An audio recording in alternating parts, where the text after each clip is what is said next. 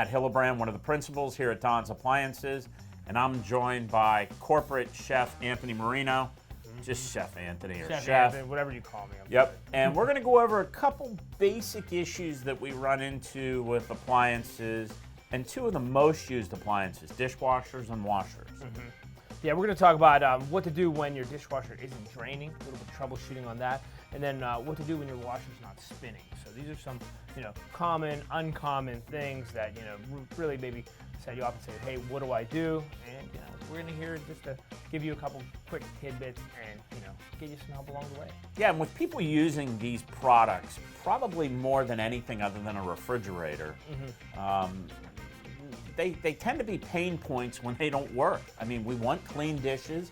We've become accustomed to putting everything and anything from the kitchen into our dishwashers.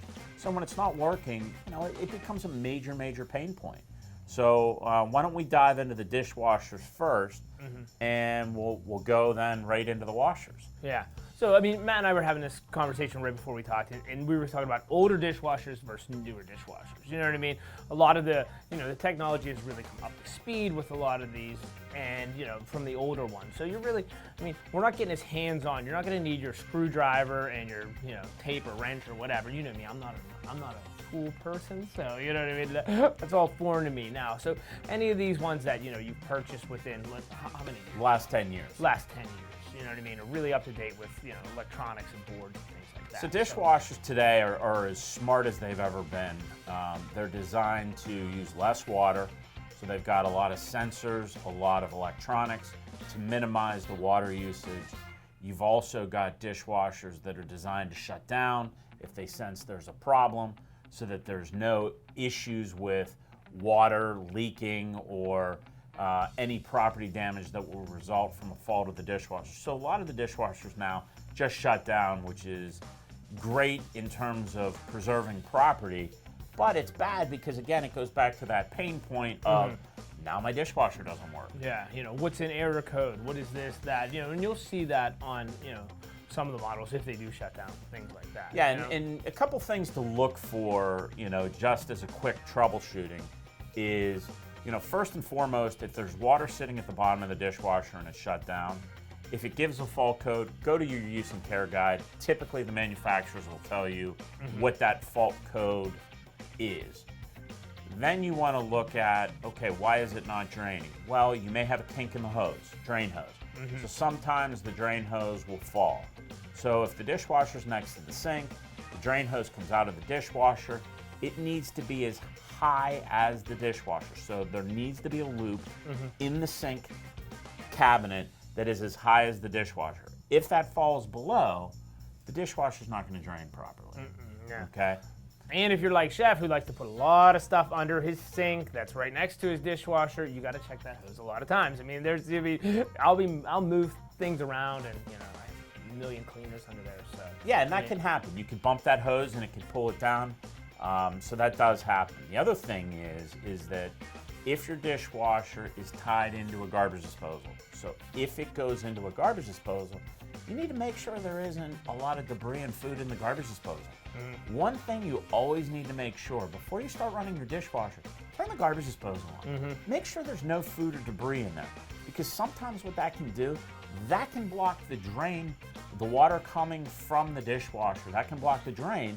And if that happens, you might have some water going back into the dishwasher, which can cause a fault and shut the unit down. Yeah, I know it seems like an easy thing, but it's something that's commonly overlooked most of the times. You don't think, oh, I'm going to run my dishwasher, I need to run my disposer, but they are connected in so many aspects of food. So make sure that, we flip that switch, Yeah, and the other thing that really you should look for, most of our dishwashers have some type of filtration system in it.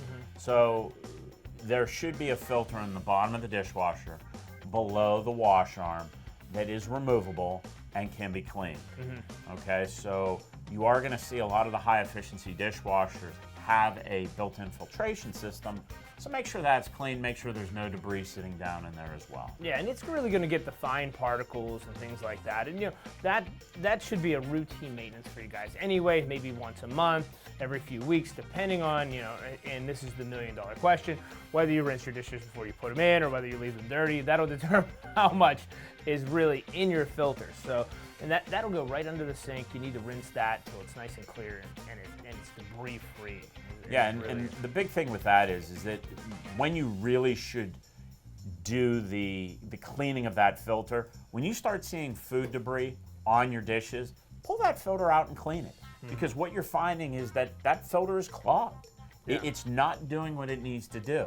So to get favorable results, go ahead and make sure that that's clean as well. Should we run a cycle usually in your dishwasher once you have that water pumped out? I mean, I know everybody, the main question is some odors, things like that. Dishwashers, I mean, you can even talk about the cleanability of running a clean cycle. Well, there are cleaning products that are designed to clean out the dishwasher, so to clean out the system. So if you want to do a kind of a precursor maintenance or a maintenance to your dishwasher, there are some cleaners out there that are available.